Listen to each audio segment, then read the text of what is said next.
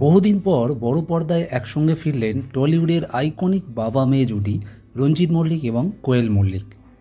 ১৬ বছর পর তাদের দেখা যাচ্ছে নতুন ছবি স্বার্থপরে, যেখানে বাবা রঞ্জিত মল্লিক একজন আইনজীবী আর তার মক্কেল নিজেই মেয়ে কোয়েল।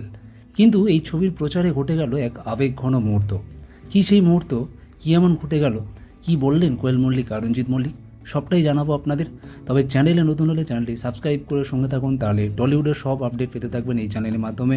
আর ভিডিওটি ভালো লাগলে লাইক শেয়ার করতে কিন্তু ভুলবেন না। প্রায় ৫৫ বছরের দীর্ঘ অভিনয় জীবন রঞ্জিত মল্লিকের।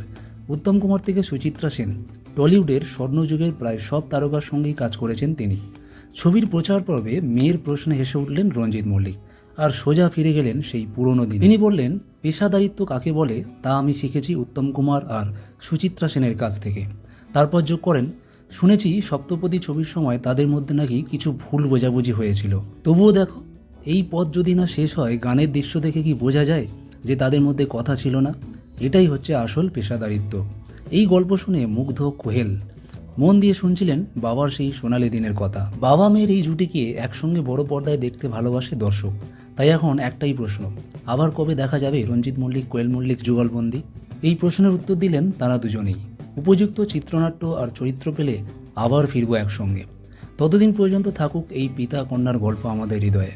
রঞ্জিত মল্লিক কোয়েল মল্লিকের এই জুটিকে আপনার কেমন লাগে কমেন্ট করে জানান।